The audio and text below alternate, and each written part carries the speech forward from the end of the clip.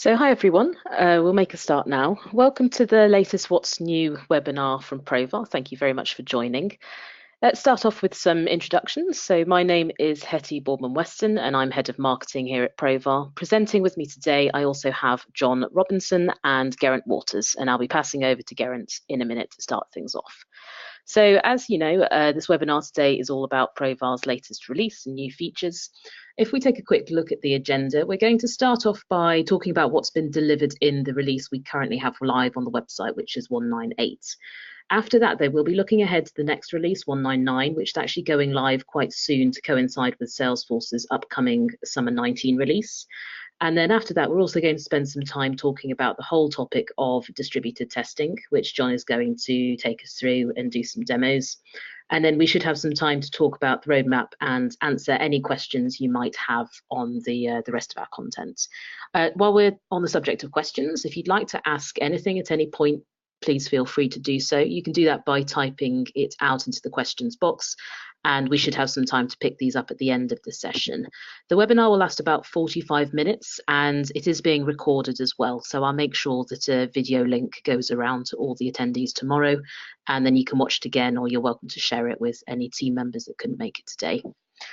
We do have a number of interesting events coming up in 2019. These are always a really nice opportunity to meet us in person and get any more questions you may have answered. I'll share more information about these as they each get closer, but you can also stay informed about all of our event plans by having a look at our events page on the website. And there is a link at the bottom of the screen if you want to do that.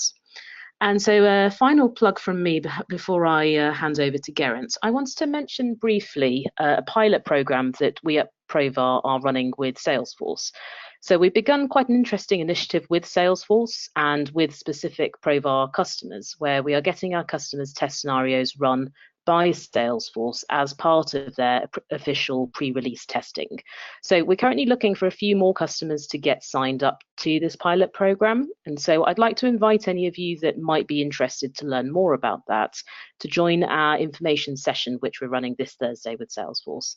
So do join that session. You'll hear more about how the program works, what the benefits are for you, and also what eligibility criteria we have to apply for that program, because there are some specific eligibility criteria you'll have to meet. So do sign up for that if you'd be interested to learn more, and you can find that sign up page on our website at provartesting.com/webinars. So that's it from me. I will hand over to Geraint to start us off. Hi everyone. Yeah, thanks Hetty. I'm going to sort of go over really the high level release plan for Provar. The good place to start is really trying to show how Provar releases relate to Salesforce releases. So along the top, you've got the Provar different versions we've had in 2019. And also at the bottom, we can see the Salesforce ones. We're about to start the cycle for Summer 19, of course. So Provar received on the 8th of April the pre-release for Summer 19, and we've been working hard to make sure we're compliant with that. I mean, we do find that Lightning platform is still being amended and extended. Classic, of course, is very static. So what we have is a release 199, which coincides with sort of being available to you for the 3rd of May, when you might be upgrading or hopefully upgrading. And then, of course, you've then got the 8th of June is the date that's sort of targeted for go live into your orgs. As a sort of heads up and for your planning, of course, winter 20, we don't know when the pre-release is, but it's roughly a month or, before the actual sandbox released for customers. 7th of September for that, 5th of October for the go live. So really just to sort of summarize what that really means for us, 198 is available now on our download site, and you hopefully received an email informing you of that with release notes. If you did not get that email and you do want it, then please do get in touch, because it means you're not on our single sign-on notification list, but we can add you. 199 is, like I've mentioned, going to be available at the end of this week, and this is the release we recommend if you're a Lightning user and you're sort of upgrading to Summer 19. Mainly because we have got a few sort of fixes that were needed for Lightning and we'll expand on some of that in a minute. If you've not taken 198 at this stage, then possibly it's worth waiting. 1910 we will be expanding on in this release. It's sort of estimated for June, and there's some interesting scope in there as well. John will cover that in the roadmap section. So I'm now firstly going to look at the 198 release, and that's going to sort of dwell on the test builder updates. You can expect to see test builder updates in most Provar future releases. We are investing into that layer to make sure there's a much richer functionality in there. So we'll go through the updates we've got here. We've also got utility bar support for Salesforce, an overview of where we are with headless testing, internationalization and language support, something called block locator strategies, SQUID, and then distributed execution enhancements. I'm not going to cover, but John is going to give us a lovely demo at the end of this session. So firstly, I'm going to talk about test builder updates. And I gave you a sneaky preview of this in the last webinar. And really, it's a case of we have now added the ability to choose our functions and variables from within Test Builder, rather than having to go back into Provar Desktop to achieve that. Now, in exactly the same way as you would have done Provar Desktop, you need to choose Control Spacebar. And that will bring up the menu you can see in the screenshot there. If you see an F, it's a function with a sort of brackets at the end, V for variable that you've created, and E, an environment variable, which you've added into the test settings section. Now also, we've updated screenshots. So in the past, it would just said, do I want to take a screenshot? And it would have defaulted to visible area, whereas now you've got the option inside Test Builder to choose visible area or the whole page. So let's just have a look at this. It's probably best to see this type of change, and so you'll understand how to use it. This test is actually quite straightforward. As you can tell, we've launched the browser. We've read information from Excel. This is the Excel sheet, probability and stage. And then what's going to happen is we're going to sort of use our, we've actually gone into the new screen, of course, and then I'm going to start mapping opportunity name. Now, when I do opportunity name, a lot of the time, I don't really want the same name every time if I'm going to run this test every night. A lot of people would like to use a unique ID. So of course, Control Spacebar, we can find our unique ID down here. There's obviously the information about how to use unique ID on the right-hand side there.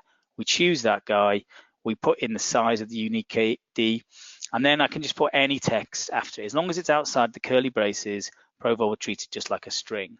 And then it's just a case of add and do. And we watch Provar write that into our test case, and then it will execute.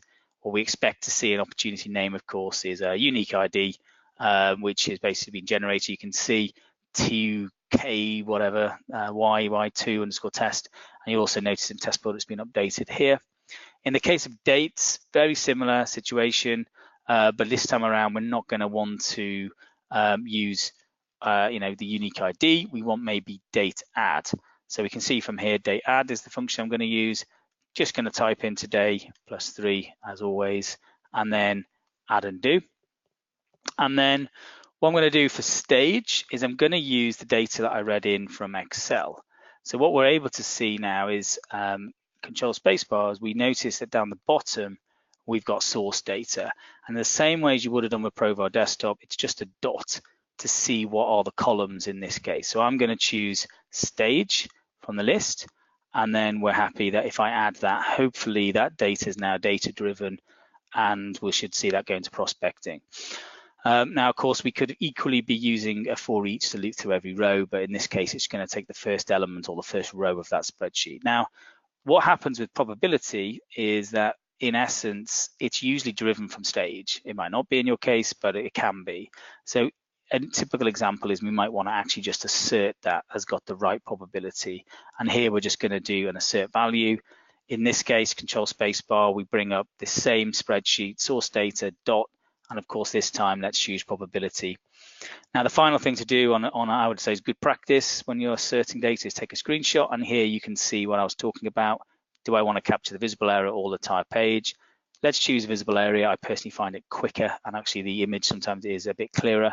So if we choose add and do now, what we should see is that again it's a data-driven assert that's gone on. We've got our if we go back into Provar, our screenshot, and away we go. We're happy. So hopefully that's a slicker authoring experience when you start using the tool. So I'm going to flip back into the slides, and we're going to go to the next sheet. So what you can see now is we're going to talk about utility bar. So I'm sure you have utility bar in your projects. If you're not familiar with it, it's obviously just a Lightning page, which is quick access to some tools, things like notes, recent items, but you can add Lightning components, etc. It also, from a Provar perspective and from utility, you can pop out it's like a pop-up usually, but you can actually pop it out into its own window. And what we'll see is Provar actually does the selection of the item from the utility bar for you. So that prevents you needing to map the utility bar itself. Very similar to how you would sort of avoid mapping the tabs. Let me show you what I mean by that. If you look at the utility bar, we've got all sorts. Yours won't look as ugly as this, but what we're doing is, as you can see, taking every single candidate for our own testing. So what we can see is there's all these different candidates down here. This is the tabs I was talking about. We never map these tabs. We allow Provar to do navigation for us because sometimes these tabs and the HTML behind it change. What we can see down here is if I wanted to start authoring, what I would do is choose this guy manually, then I would right click. Now, recent items is another thing that Provar's supported now with metadata. So it's a very common component, but as you can see now, as we are picking this up from metadata, we can find it with where clauses in the way you'd expect. And then we can start doing asserts where we can see, pull out the value, check the value. So if I go ahead and add that to my test, now the key thing I mentioned earlier is that we sort of open up the recent tab for you. So if I go down and close this, then I'm expecting Provar to reinitialize the utility bar for us and select that for us. So it's sort of doing that transaction. So here it goes. Provar selected that for us. It's brought it into view. It's now done the assert. So that's exactly what I expected it to do. In the case of Lightning, for example, what we expect to see here is this is a Lightning custom component. So Provar, when it comes to custom code, is always going to be choosing a page object here. So you'll see it's talking about an existing page. We've already mapped this page, so I'm seeing an existing. Now, if I hadn't already mapped, of course, what we'd expect to see is I would do new field, and then from the new field, we're able to choose a locator. Now, again, wherever possible, Provar uses its knowledge of Aura when we're doing Lightning component testing, but of course, you're always able to override. You can go by label, by ID, wouldn't recommend the ID there.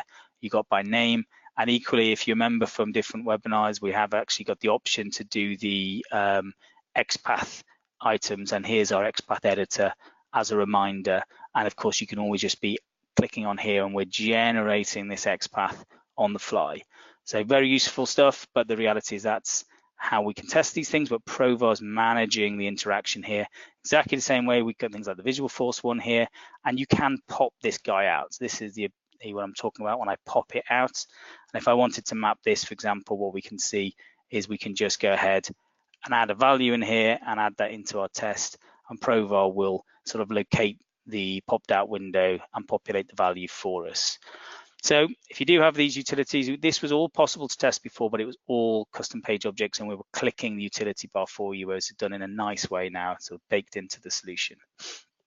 So let's go back and to our slides and carry through. So headless testing is the next topic I wanted to cover. Headless testing is now available from the browser selection. Now, people might have done headless before with Provar, and what you had to do was create an environment variable, so that would be on our help pages, for Firefox and Chrome. Now, that's still the case for Firefox, but Chrome headless is such a common option that we've added it into the drop-down.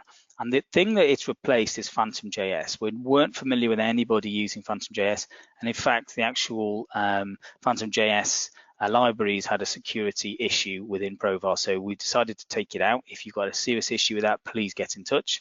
But we do recommend ourselves Chrome headless. The way you'd want to use it, let's just have a look quickly, is I have a really simple test here because I want it to run quickly, is that we are able to ultimately choose Chrome headless from the drop down now. That could be done equally from Ant, of course. And in order to kick that off, we can just sort of choose run in this case. Again, we don't particularly need test builder. It's intended to be running in the background. And what we'll notice in the usual way, that's going to kick off. And I think there is, in this particular execution, a sort of screenshot taken. Of course, that's still going to be captured as part of the execution and still get all our results out as we would want it to. And just as but the thing to note, if you haven't done headless before, is of course, don't expect any browser to be spawned at this point. It's all running as a background task. In this case, it is a really simple one where we're just opening an opportunity, navigating through for us, clicking that new button, and we can now see that it's done that for us, finished the test, and we've got our screenshot now that goes with that. So that's really what we have with Chrome Headless. And I know a lot of people, a lot of the internal guys as well, actually, if they're doing testing and they want to sort of multitask, they would run it in headless anyway, just because they sort of less sort of chance of interfering with an executing test. Internationalization is something which we've been working on for some time. I'd say that the change in 198 is really that we're now supporting French and Swedish, as well as now Dutch, German, Italian, Portuguese, and Spanish. So by all means, give that a go in our latest release. I think the key thing is, as an implementation, we detect the language automatically. You don't really need to do anything to tell Provar anything. And we use Salesforce metadata to help locate the elements. Of course, this doesn't work with your custom pages. We'd have to rely on page objects for that, but this is the more Salesforce pages. Now, block locator strategies is next. This is a pretty clever bit of technology that's going on here. It is beta, and it's really just informational for the purposes of this webinar. So what we're trying to achieve here is we're trying to train Provar to do more complex testing and code-driven apps. So this isn't really for Salesforce per se, because we have a lot of the logic inside Provar to handle that complexity. This is where you've got applications built on Salesforce or just completely different applications in nothing to do with Salesforce.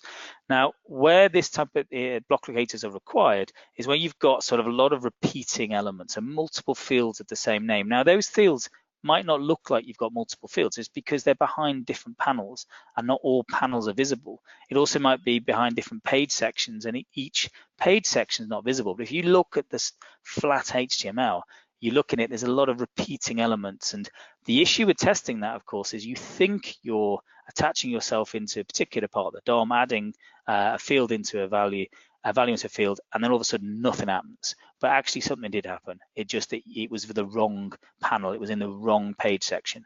The whole point of block locator strategies is to hone in on that block inside your page. So once we've done that, it makes it an awful lot more reliable for our testing, and we can define that particular logic for that particular application. So right now, it would be authored by a Provar consultant. That's because it is something that we're just fine tuning, but it is possible. We have Provar Marketplace, which I've mentioned in the last webinar, and that's a Git repo, which is going to have these solutions on there. And the intention is that people, once they're well described, would leverage these. So once we've unpicked a particular new application, typically non-Salesforce, we will start including this collateral on there. As an implementation, they're just Java files and they're stored underneath source page strategies.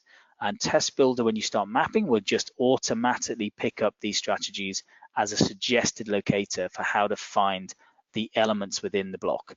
So all very much high level at this stage, just because it's in the release notes. I want you to know it exists, but it's really just to watch this space for more examples into the future on that one.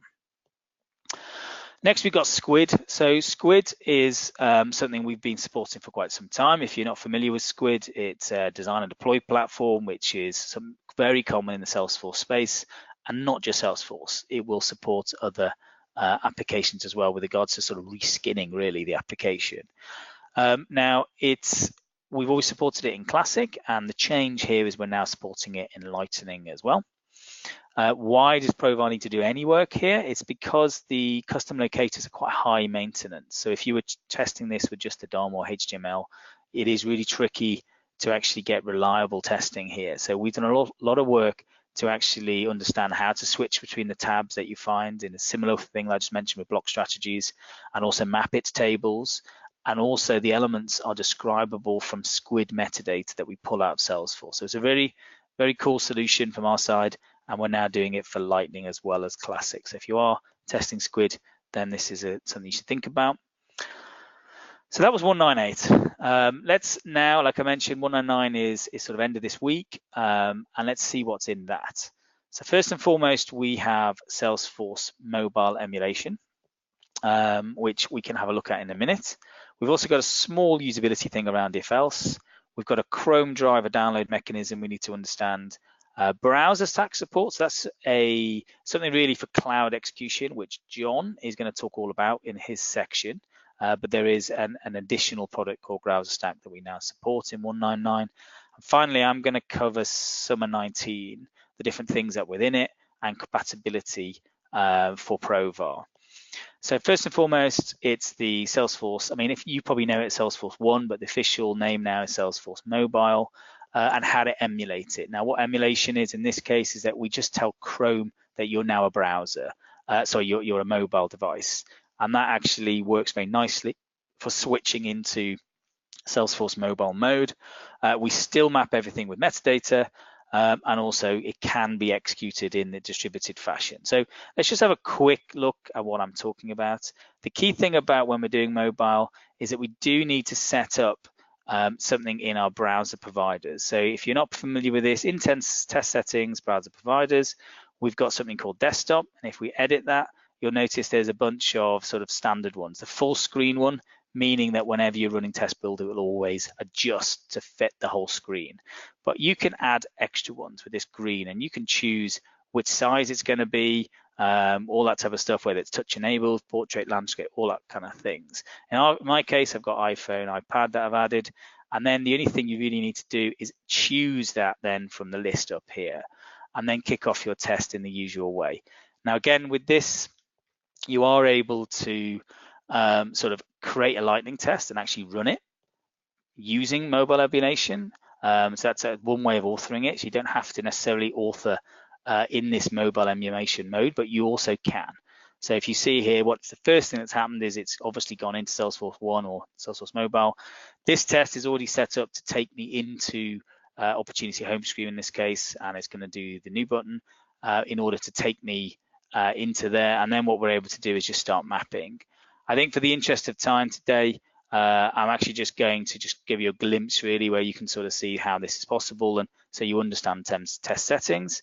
But ultimately it's the same as usual, add and do, and we'll watch the Provar is authoring our test steps on the right hand side, executing it within the browser and then we're able to sort of see, yes, this is a working test, and adjust accordingly. So by all means, have a play with that. And again, as per usual, whenever we're doing list views, that type of thing, you'd expect that we have all the where clauses and fully understanding with metadata. So that is our sort of Salesforce One support. What we can now see is we have our sort of if else, really small little update this. Not even sure it's worthy of a full slide, but it's important to just show you how this has evolved slightly in the past. If you drag an if statement on with its condition into a test case, what you'll notice is there used to be an else. It wasn't totally intuitive that it was up there. So now if you want an else, it's just right click, add else clause, and then of course you can that's how you're going to be working with that statement. So just be aware that's slightly changed. It doesn't affect any of your tests. Chrome driver is an interesting one. What we can see here is we've got a link. I urge you to have a look at that link if you want more information. But this is us reacting to a change in Chrome browser, really. What's happening is from version 74 onwards, Chrome driver is now going to have a lockstep release going with the Chrome major versions.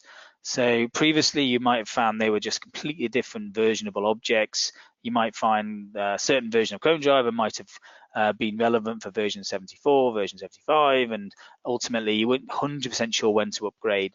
That's changed so that it's, version 75 is going to come out. There will be a Chrome driver that goes with it.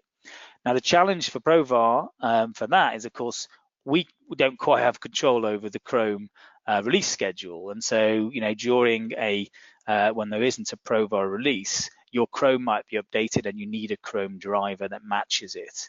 So we've now got an additional concept here where we have a Chrome driver folder under your Provar home, and we are able to download the latest Chrome driver into that. So the way this would work, there will be some precedents. If you have a Chrome driver in your project, it will use that first.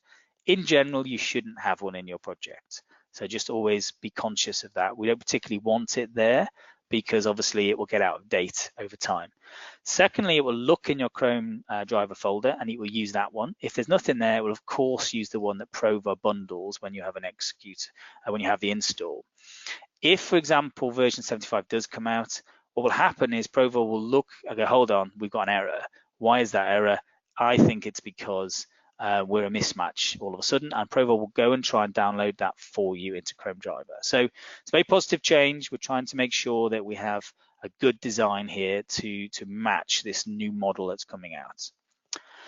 The last thing for me is I just want to cover the summer 19 release. So what we have here is obviously this is upon us now, and I'm sure you're planning for it. We've got some features to talk through, some planned support, and a Provar backlog.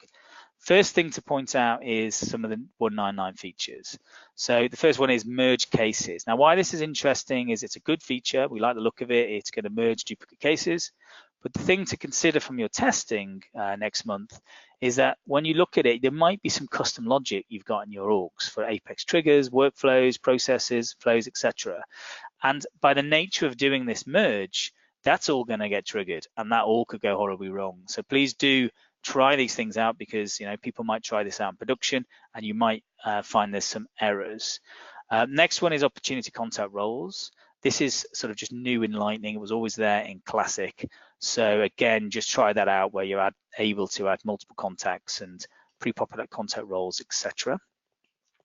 The next one is something that actually is optional within Summer 19, but you may choose to go straight for it. So this is the activity view. So on the right-hand side, you can sort of see how we're used to seeing activity, where we've got a long vertical list of those activities that happened. The change here is that you can now actually have it more as a related list. And so that's going to be supported in 1.9.10 release. So that it's just seen just like any other related list, basically. So that's one optional change. The second one is we have group and full record view. When we look at the admin, it can also render pages in Classic and for that detailed page. As Classic as such, is not Classic. But the key thing about that is all the related lists are going to be on the same tab.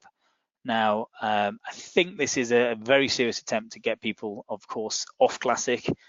This might be sort of a real mop-up job of making sure there's no excuses here, but that is something that's, again, optional, and we're going to be reviewing what we need to do to support that. We've also got enhanced related lists where you can have additional sort of columns going on here. Now, if you do start adding the extra columns, this could be a breaking change, and we'll just need to help you sort of amend those test cases accordingly. But we'll be doing more analysis on this and also supporting that as a candidate for 1.9.10. Other items are the new date time format, which is a pilot. If you are considering that or you're on that pilot, get in touch with us and we'll look at that with you.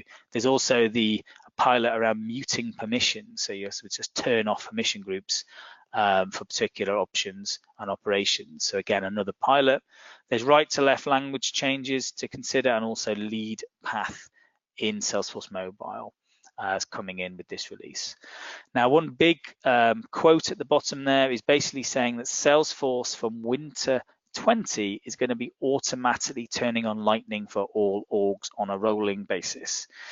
And once you, from a user by user perspective, you can change it back to Classic, but they're going to keep switching users to Lightning regularly. So I guess everyone's been expecting this to come at some point. It seems like it's here. So just be conscious of this. It's not for this Salesforce release, but it is the next one to get yourself prepared for it. So that's that, and then that's it from me. So thanks everybody for your time.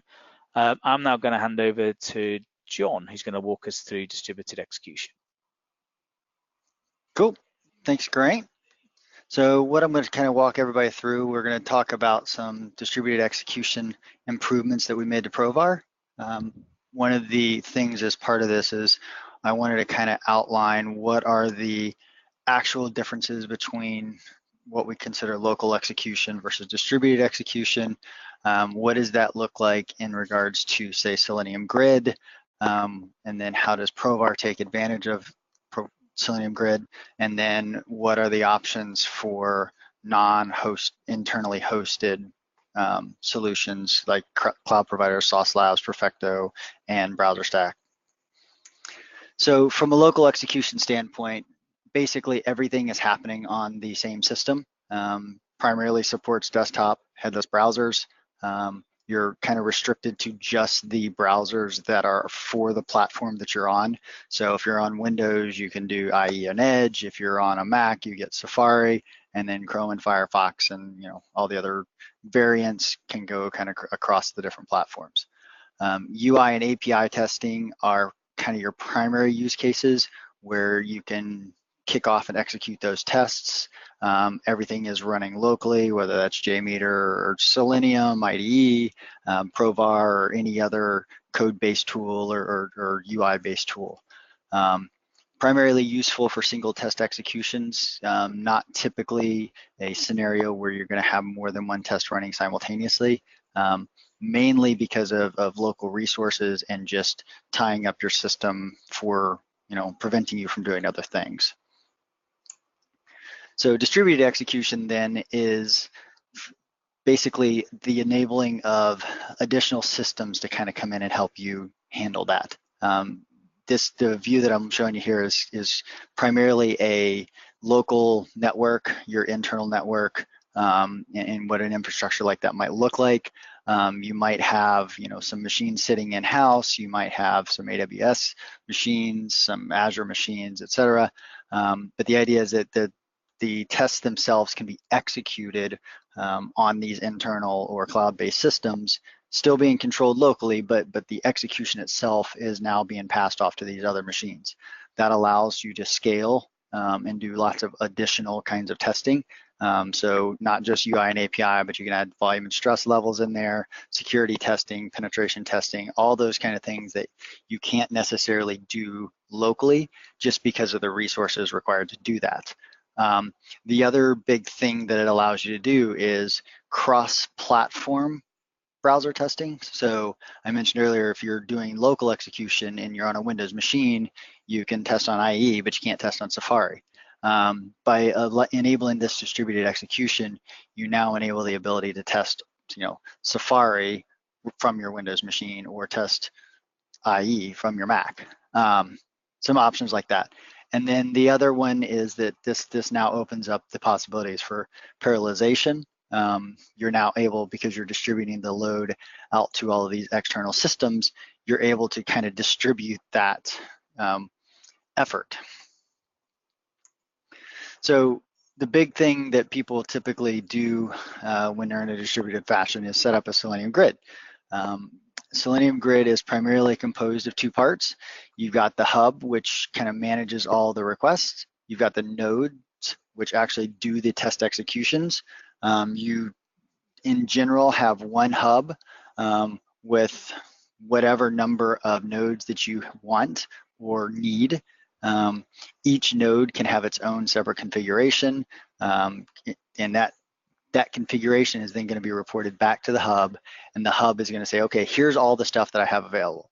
So when you're running your tests and kicking off a test, regardless of what system you're kicking it off from, you kick off a test, it's going to make a request to the hub. The hub is going to say, okay, great, I see you're wanting to run this on Safari. Okay, let me go find one of my nodes that has Safari that's available, and it's going to go kick that off, wait for the results to come back, and then pass those results back. Pretty straightforward, setup. It does also support mobile testing. You can add in individual specific drivers or support for the different platforms. A lot of people end up going with Appium and setting up an Appium server because it kind of does that cross-platform coverage that you don't have to set up multiple different things to keep in sync, etc. It kind of handles all of that for you. And then your Selenium grid can then access that and treat that as just another node. So how does Provar work with Selenium Grid? One of the very, very cool things that we've added in is the ability to directly use Selenium as the Selenium Grid infrastructure as a target for our browsers. In addition, depending on how you got it set up, you could even go directly to your Appium server without having to go through Selenium Grid. So let's take a look at Selenium Grid. From a setup perspective, under browser providers, we've got a number of options now that let you choose what you're wanting to turn on. So in this case, we're going to look at Selenium Grid. If we put our URL in here, by default, it's just going to treat it as a local host and have it set up with the appropriate ports. And then if I say, okay, I'm going to add, here's all the browser options that I have. And if you look on the right-hand side here, you'll see this is my actual hub showing the nodes in browsers that are registered. I've got a Chrome browser, I've got a Firefox browser. And so if you look over here, you'll see Provar has queried the hub and said, tell me what you have available. And now I have Chrome and Firefox available as targets that I can add in. So I've got that set up currently. I've got a Firefox target here that I'm going to kick off. And so if I kick this off, we'll watch my little VNC window here. So this is going to show us running remotely. It's just a view into the machine that it's running on. You don't have to have this open. It's, for all intents and purposes, for your local machine, a headless execution. It doesn't require viewing it or managing it or anything like that. This is more for the purposes of the demo to show you that, hey, I'm firing this off. This is a Linux machine behind the scenes, running in a Docker instance, and I'm hitting a browser that I do not have installed on my local machine. So it's a quick and easy way to kind of see what's happening. But again, it's just a portal, just a window into that world. And the nice thing is, now that I've kicked it off, I can continue doing other things on my machine without it actually impacting it. If you've ever kicked off Provar running locally and gone to do something else, you've noticed that it keeps trying to take control of your system and switching the view and the window that's the active window, and it can get very frustrating. We do have headless mode. As Graham mentioned, it's now part of the default experience, but this gives you another option without actually tying up local resources as well. So if you've got like a really long running test, or you want to continue running multiple things, you'll be able to see that and do that and react accordingly. So this is great. Tests completed successfully. We got our screenshots, everything runs accordingly. We finished up. So the nice thing is, because of that now, I can kick off a whole bunch of different things. I've got a bunch of different options available. But you may have an instance that you don't have the infrastructure to set up a Selenium Grid. You probably don't have the time to set up a Selenium Grid, or the expertise, or the insert reason here for why you wouldn't want to run Selenium Grid. Or maybe you have it and you need something additional. So that's where you look at some of the cloud provider options that are out there. We mentioned Sauce Labs, Browser Stack, Perfecto. All of these will be directly targetable as options in Provar. From a infrastructure setup, they're pretty much under the covers, all slightly themed, differently themed versions of Selenium Grid, with varying additional options that they've layered on. But under the covers, they're the exact same architecture that we just showed for the Selenium Grid setup. There's still hubs, there's still nodes, that concept still exists. The way we kick off and send stuff to it and get results back is exactly the same. So what does that look like in terms of working with Provar? So let's get logged in. So I'm going to fire off a test here, and all I'm going to do is choose my Sauce Labs in the cloud, running against Chrome. I'm going to hit run, and then while that's firing up, we'll get signed in here.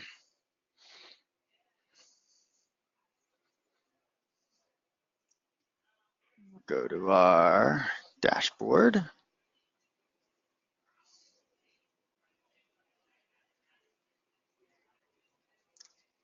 And now we can see we've got a running test running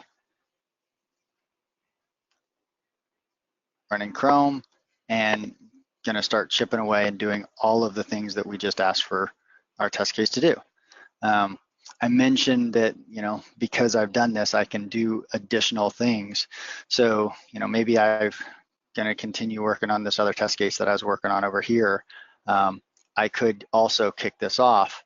One of the other things I could also do is say, maybe I want to run this on my local machine, and let's see if Salesforce 1 actually works locally. So I've got, again, an existing test running now, because I'm running this off-site, if you will.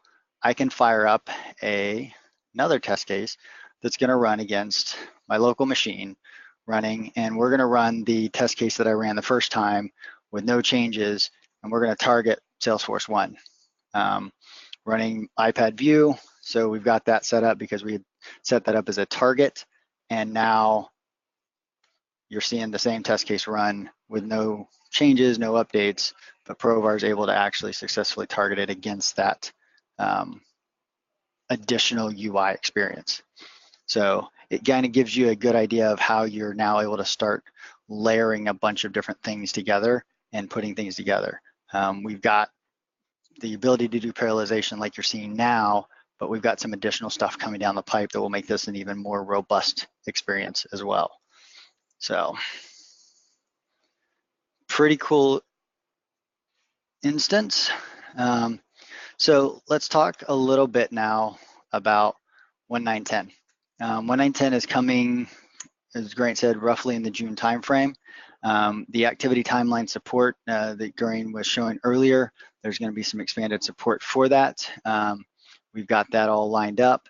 The edit UI action test steps in Test Builder, it allows you to basically, whereas now you can only create a test step in the Test Builder, in the 1910 you'll be able to actually edit those as well. So you won't have to jump over to Provar Desktop to actually edit it. You'll be able to do it right there within Test Builder, kind of on the fly if you want to make tweaks or adjustments. As we mentioned earlier, this is part of the continued enhancements that are coming to Test Builder. One of the bigger things that I'm really excited about is the test case error function. We've always had the ability to push test case results over to a reporting system, but in addition to that, we're now pushing over the errors that come along with that, the screenshots and the logs and all the information that allows you to accurately capture what's happening with an execution.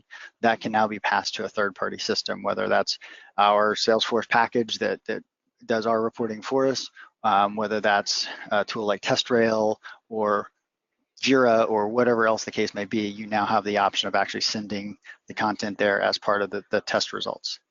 And then finally, UI alert support with input fields. So you're familiar with the UI alerts that pop up that have OK and cancel or confirm. Now we have the support for handling those when they have an input field on them as well. So you can interact with those other than just hitting confirm or cancel. So that wraps up kind of the 1910 that is planned as of now. If you have any questions, absolutely reach out. I will hand it back to you, Hetty. Fantastic. Thanks, John. So everyone, we're about to go to questions. There's still time to type out a question if you've got anything that you would like to ask. Please go ahead and type it out now into the questions box that you have on screen.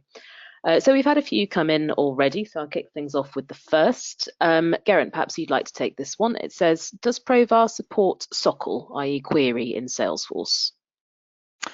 Yeah, so it's been there right from the beginning, actually, the ability to do API testing alongside the UI testing. We predominantly focused on UI today. But actually SOQL is quite powerful, very useful. You can, with org browser, you can drag and drop data or objects into your tests, and it will allow you to do create, read, update, and delete all the actual SOQL, and it will allow us to sort of pull that data back, and then when it executes, it will populate a variable with the results from that SOQL query. Again, I would use that if you have sort of maybe another system writing back to Salesforce and you want to know that a field has been updated, like a SAP ID or something. Also, we do support SQL as well if we are doing database testing.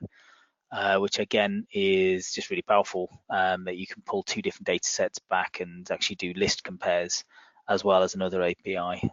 So yeah, it is in our quick start guide if people want to give that a go.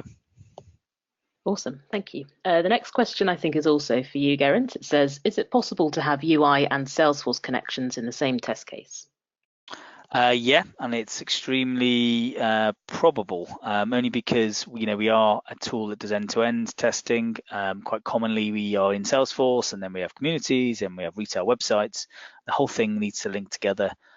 So yes, you can have as many connections to a browser as you need for a test. Provar will fully understand how to switch between them when you're authoring, but also executing.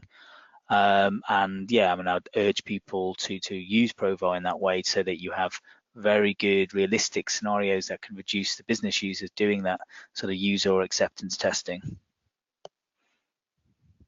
Great, thank you. So John, the next question is for you, and it says, does Provar support Salesforce DX? It does. As of today, it's a pretty manual process. We've got some videos out on the YouTube channel that kind of walks people through how to set this up with like Jenkins or any other tool that you have that can handle your continuous integration. But we do have coming in the very near future a plugin that it will let us manage that a little bit more effectively and efficiently. So today it's supported, it's just in a very manual process. Excellent, thank you. The next question, I think also for you, John, says, how does what you showed differ from what we could already do via Jenkins and Ant? The primary difference is that this lets you run directly from Provar rather than having to have a third-party system or command line execution involved. This lets you run directly from the desktop app. So you set it up in there and it's just another browser target that you pointed at. You don't have to have a separate runner or execution controller for that. Great. Next question, also for you, John. Can you use debug with the distributed execution methods? You can, as long as you're running and you got your breakpoint set. When you run debug, it runs in the exact same fashion. If you have your VNC session or some other view onto the machine that it's running on, you'll see those breakpoints stop, and you can step through it exactly the same way in your test runner within the desktop app. Same exact concept as what you would do running locally. It's just targeting against that remote system. Awesome, thanks. Next question's a little bit different. It says, can Provar be used for in-sprint testing, John? It can.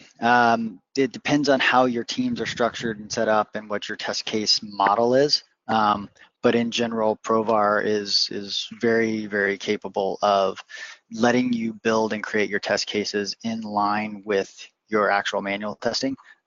So if you've got the personnel that have the right skills to do that, it absolutely can be done.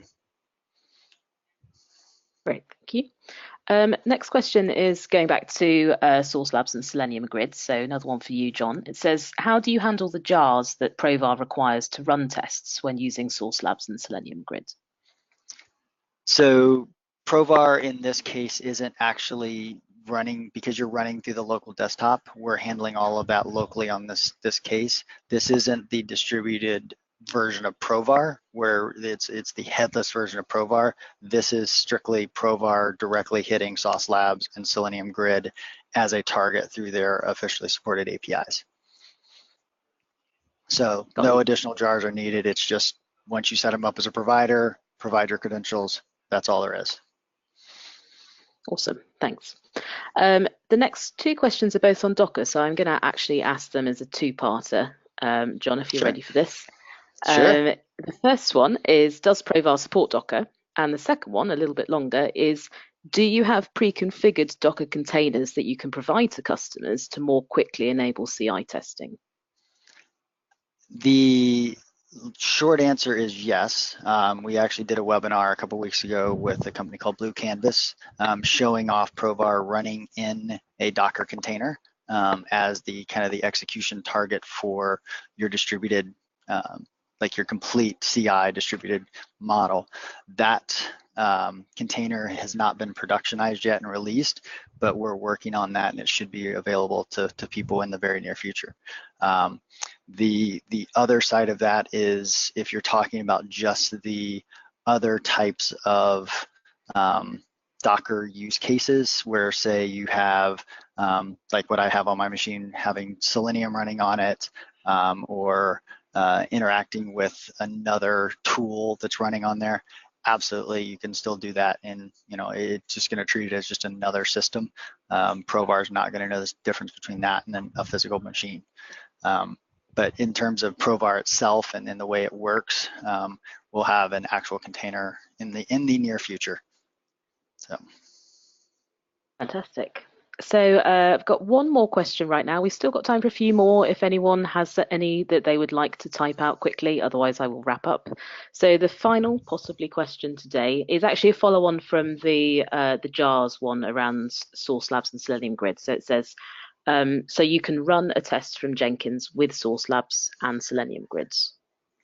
So the answer to that is yes, and in that case, you would need a little bit additional configuration for where the Provar instance is running. But in terms of can it do it, yes. You would basically just create a ant build, create a build.xml, wire that up to your Jenkins instance, and then depending on how and what your target system is that's running it, whether it's on the machine that your Jenkins box is running on, or if it's on a different machine, depending on how that's wired up, you would need the additional jars in that case to support that. But it's going to be wired up in the exact same fashion as what you would have for your execution today. The Selenium Grid and Sauce Labs components of it don't add anything additional to the setup for that. Awesome. Thanks, John. So that's all the questions that we've had. So we'll be ending the webinar here. As I said, we have been recording this session, so I will make sure a recording of that is sent around tomorrow in case you'd like to watch it again or share it with any other team members that couldn't make it. So finally, I'd like to say thank you again to our presenters today, Geraint and John, and thank you to all of you for attending. Bye for now.